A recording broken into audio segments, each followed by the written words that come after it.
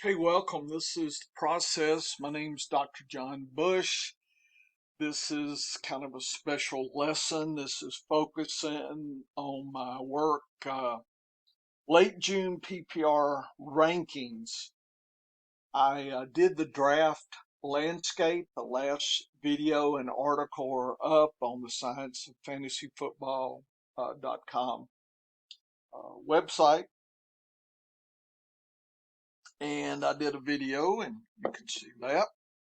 Uh, this one, I'm going to try to walk you through a little bit. This is probably some new material for some. And again, this is the process that I use. It's what I need to do to feel good about my drafting.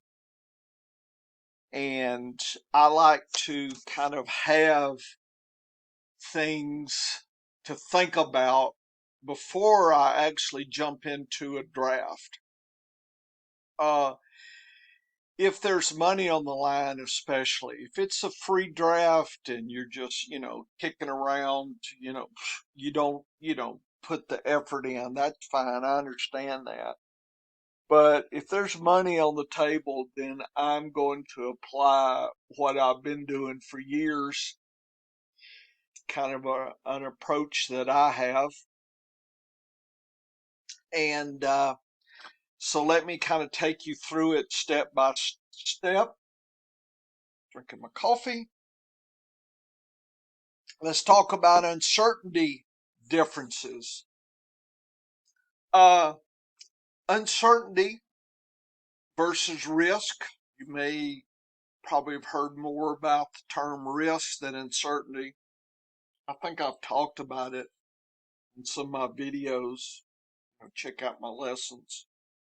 But risk is when people discuss fantasy football and use the word risk, they're really, that's not correct. Okay. Risk is understanding all the variables and knowing all the probabilities, right?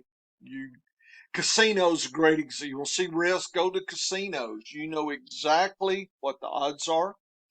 Casinos know when you roll the dice or spin the roulette wheel, pull the slot machine, they know exactly payoffs, percentages, everything is there. There's no surprises to the casino, right? Over the long haul. Everything's there so they make money. Okay, that's just it. There is no professional roulette or dice players. Okay, because unless you've got psychic abilities, you can't change variables. So all the variables are there, all the unknowns are known, all the probabilities. That's very simple in an enclosed system environment, no surprises. Fantasy football is the opposite. Uncertainty really is what describes what we're playing in. That's because there, by definition, will be incomplete analysis. We don't know the effects of the variables, even all the variables, maybe, right? Uh, and if you think of it like a system, we're not, we don't understand fantasy football as a system. Football, the game itself, okay? Uh, the way the ball bounces at any one time, it's not predictable, right? That's just one aspect. Uh, Limitations on modeling. Okay, you can't model something that you don't know all the factors. You could try, but it's an incomplete model. We can't predict injuries. Okay, we don't know about team effectiveness, for instance, right? I mean, we have rookies, potentially new players, new coaches, and they're all trying to come together and be cohesive, but you don't know how that all is going to come about. It could work one week and the next week it blow up because teams are different, defenses are different, offenses are different. Some games are played outside, some played indoors. There's all sorts of different effects. So there's really no way you can guess, okay, speculate. We're going to have limited player position and team data. It, it's limited. We're based on what happened last year, and that was what was basically happened last year. After the fact, we potentially have completely new situations, coaches, players, uh, strategy, whatever. So there's a lot of expectation in fantasy football, and people are expecting based on guesswork, based on limited patterns, right? Uh, we as humans, right, our ancestors didn't have time to wait for sometimes, say, 100 events to occur before, oh, well, we should go over there and, look for apples or whatever. Okay. You had to have maybe one or two things that suggested that was a good idea, but it was uncertain, right? Our ancestors, when food ran out, you had to pick a where are we going now? Okay, is uncertain what was going to happen. So choices had consequences. So player uncertainty arises regardless of how you think about things. And of course, then just say the draft itself, right? You get a draft pick, say 1 to 12. You don't know what you're going to get. You don't know how 11 other people are going to behave under certain conditions, right? You don't know what breaking news has just happened and it's going to change what's going on. So that's all called uncertainty. Hardest thing to deal with is dealing with uncertainty when you're not knowing, when you're not sure, right? You march through a minefield and you don't know where the mines are. How do you make it across? How do you proceed? You can do expectations, you can make predictions, you can use some methodology, but it can't be complete. It can't be final. So pundits have expectations based on incomplete model data sample size. That's just the way it is. Some people try to ignore that. I understand. It's easy to ignore.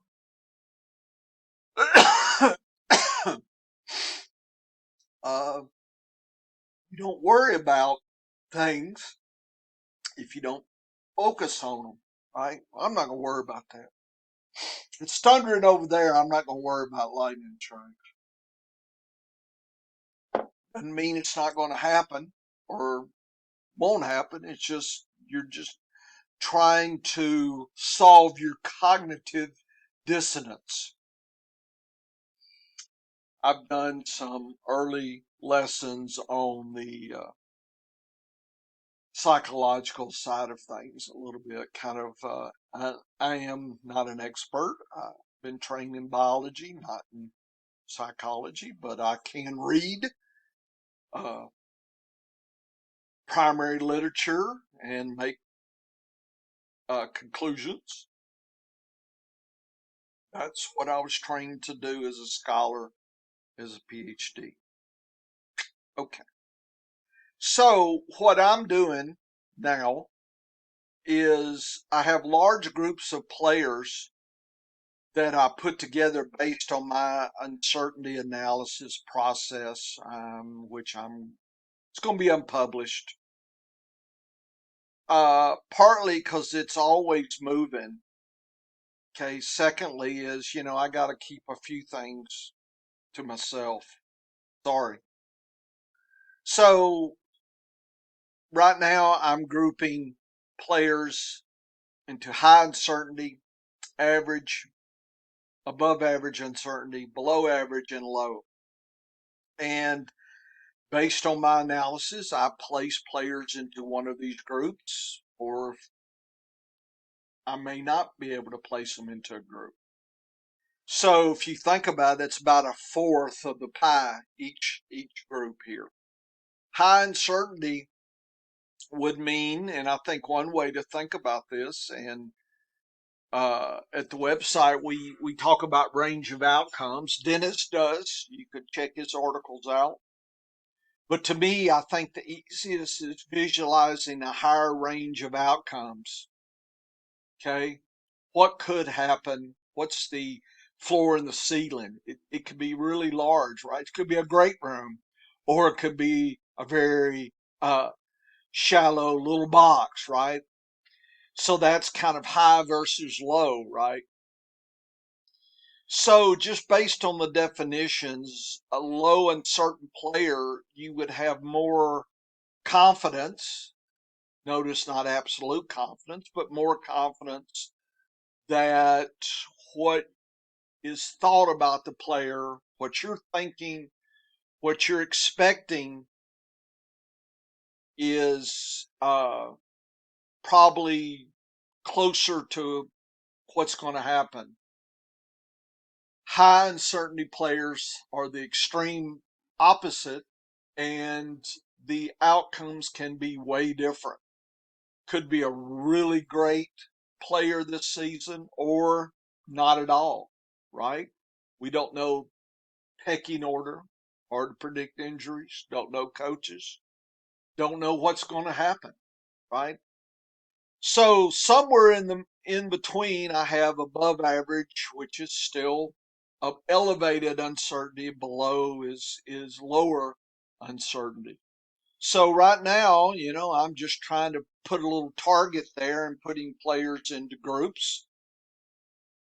Uh, I think uncertainty is a good method to separate players that are very closely ranked by other metrics, right?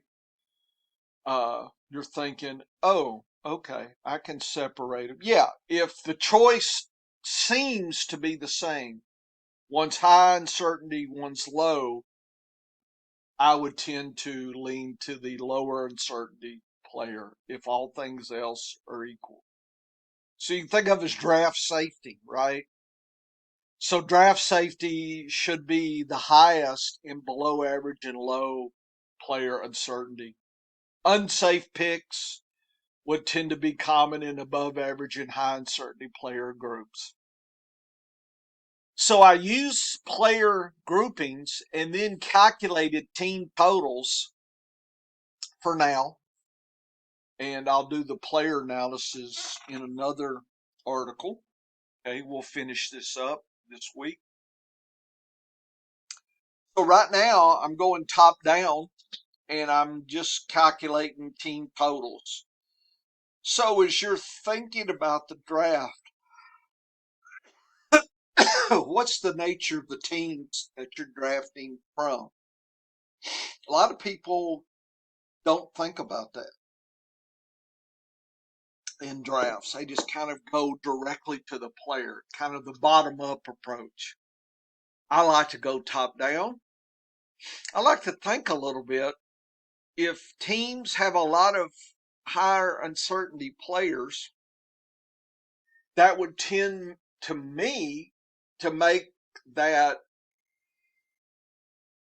uh, that team's probably going to be highly unpredictable, right? If they have a lot of low uncertainty players, the team will probably be more predictable.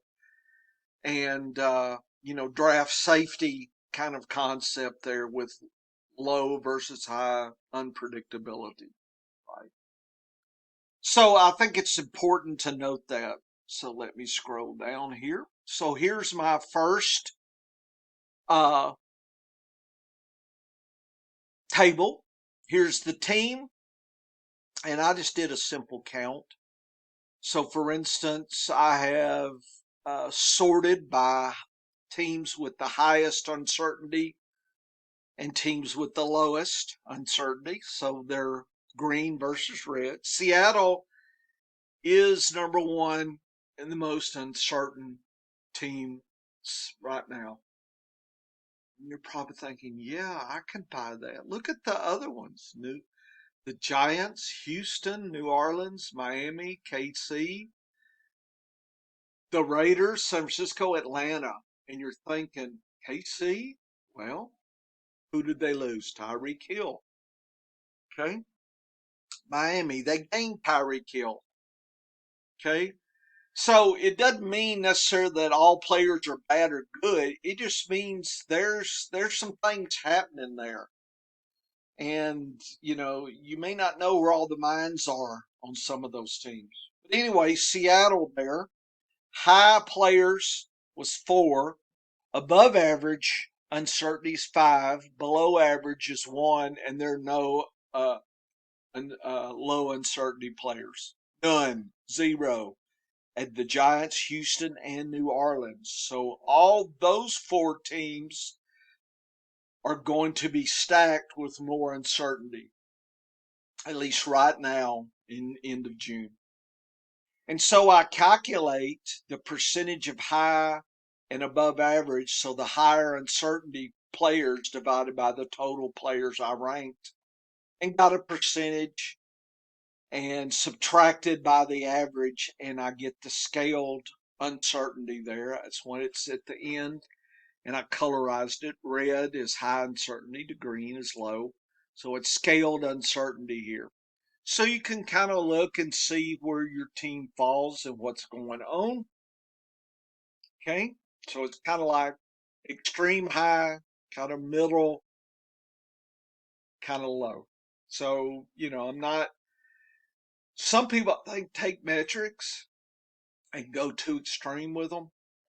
I try to be a little bit more broad bucket on where I place my metrics. I'm acknowledging, right? A lot of things we're going past the data, right? It's called hopes, wishes, expectations. People don't like to acknowledge that. They have all these pronouncements. I think this, I think that. They're guessing. Okay. At least they should be honest. Say, yeah, this is a big guess. I understand some people, well, I did good last year. Well, how do we know that? I think Fantasy Pros is the only one that supposedly keeps track. The only issue, it's not clear to me, and of course, I don't have time to get too deep into just exactly how they're tracking.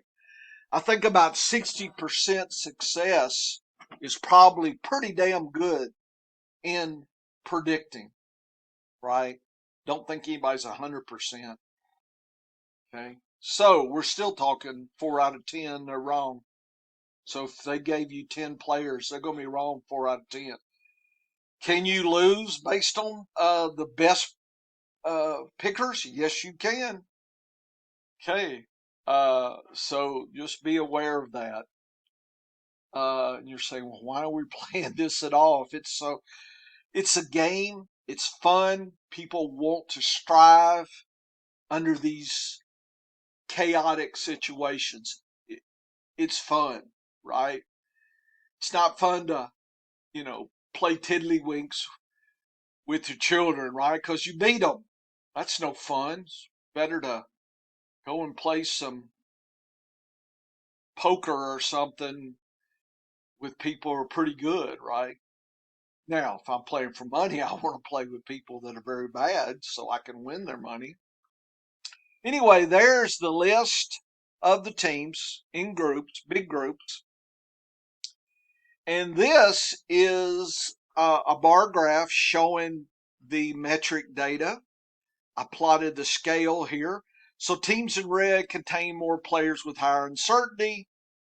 Players in green teams will have lower uncertainty. And there's just a visual list of things. So, for instance, people talk about I don't draft multiple players from teams.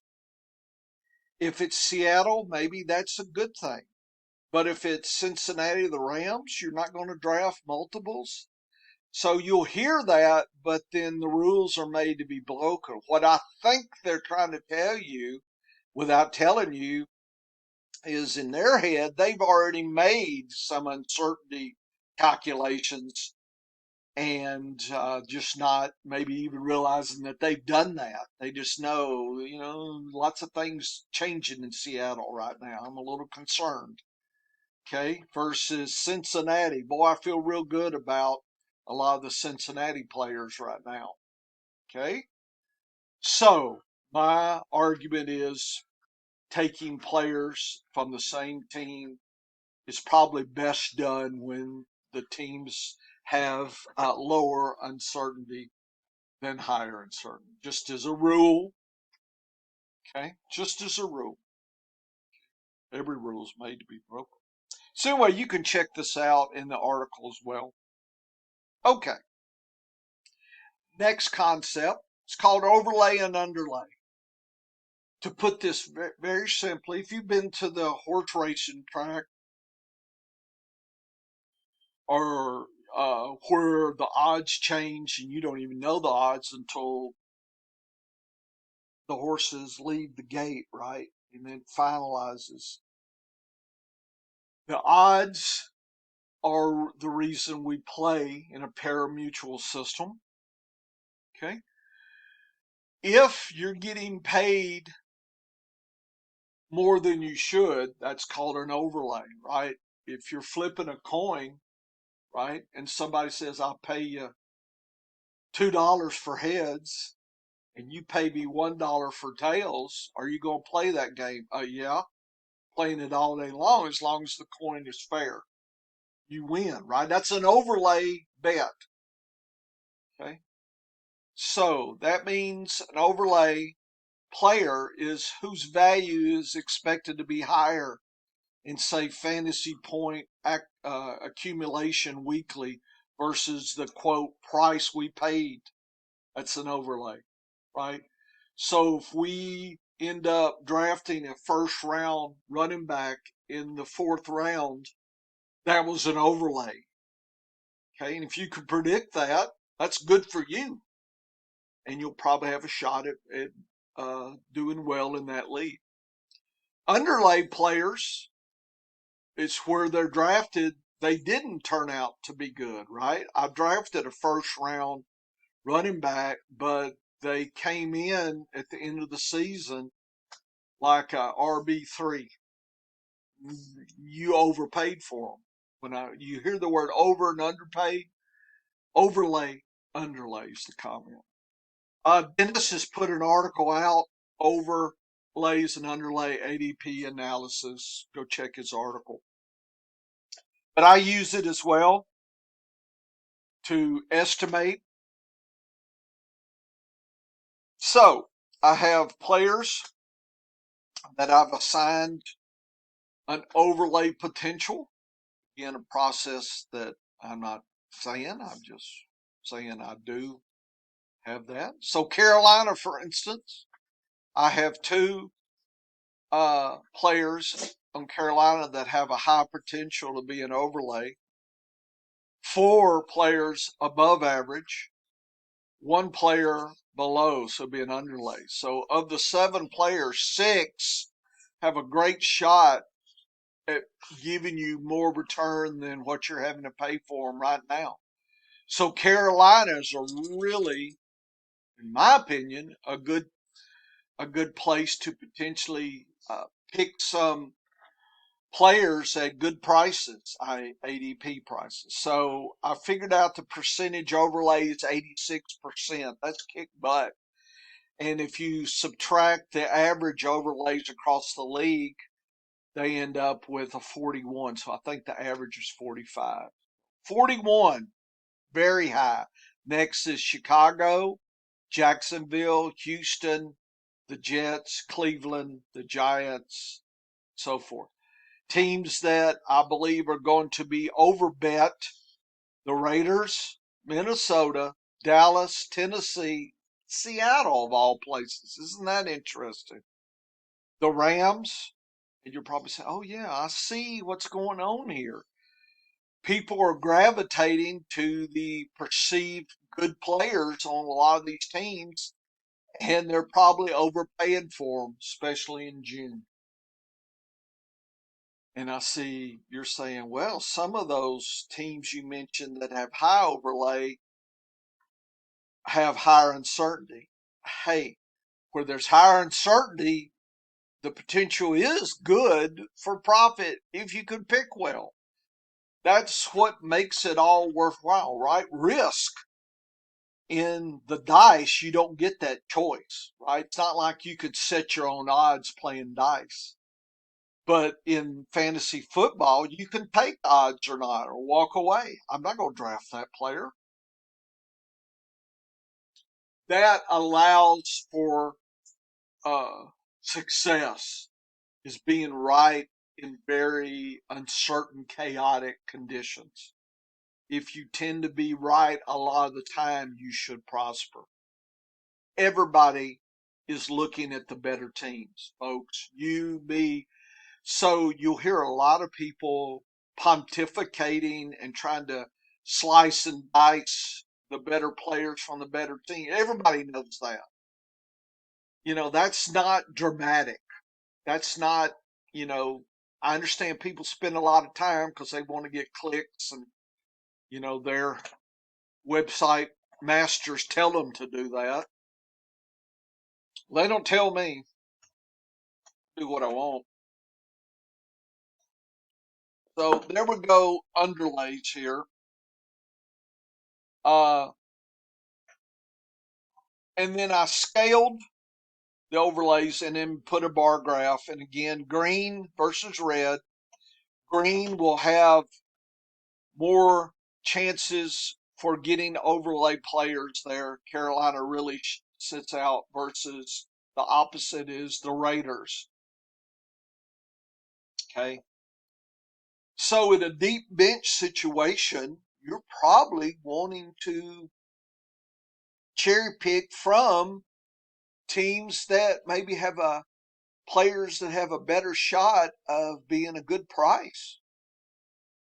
Okay. I mean, I understand early in the draft, people are going to the better players. I understand they want so-called safety. That's an illusion, but if it makes you feel better and keeps you on, uh, target for how you do and how, you kept your draft diary, then that's great. Then you do that. Okay. But this is the information that I use as well. So before a draft, while you're swilling a 6 pack of beer and stumbling into the draft, I've looked at the draft landscape. I've looked at uncertainty. I've looked at overlay possibilities. Okay. Or I haven't even got to players. I haven't even got to players yet. Okay. So you're saying, wow, I sure got a lot of work. Yeah, you do. Uh, you may not be able to get all of it done this year. Just pay attention to me, the few that are listening. Thank you, by the way. Thank you. Get a clap. Okay. Uh, this is a process that's taken me years and years. Sorry, I have to chop the wood, then you get the fire, right? If you want the fire now, you probably need to go one of these other sites. Don't listen to me, old crazy Dr. Bush. He don't know anything. So teams in green are thought to contain more overlay players than teams in red. It's an estimate. It's an expectation, right? I don't have a time machine, but this is my guess right now. Let's call it, in quotes, educated guess, I hope. Finally, team power rankings. People use this number, they don't really define it. I'm going to define it for you. What I do is I make a ranking and it's FSPR, right? Fantasy Sports Professor, that's me ranking. Okay. That's why it's FSPR. So I will take each player that I'm interested in, rank them from a scale of 100, the best, to 0, the worst. And I will then take just an average of the team players, and you'll get a number. Uh, Dallas is my number one team as far as highly ranked players under my conditions and systems. So it's a composite ranking of each team based on my current PPR rank understanding, which always changes. I sort from high to low team power to see where the better players are coming from. Good depth drafting from powerful teams, right? So you've got to think about and balance uncertainty, overlay, and team power rankings to try to figure out how deep you should go in teams. Okay, so that's how I uh, develop team power rankings. Here they are. Dallas versus Tennessee's the worst. Tennessee's way down the list. Rutro, be very cautious this year. Like I said, Dallas, Cincinnati, Denver, Miami, Rams, Tampa Bay. That sounds like your who's who of some of the better teams. Detroit, the Giants, Atlanta, Jets, Houston. Uh-oh. Sound like some of the more troubled teams. Yep. Does that kind of seem to fall into place? Yes, it does. Overlays, underlays, uncertainty. Look at all of it. It falls in. It's not like I'm being outrageous here. It's not like some of these could be like, oh man, we can't buy this. Yeah, you can. Strong teams are in the best, they're green. Weak teams in red. So you can look at that. The article has this figure out as well. High to low, so you can just kind of figure out.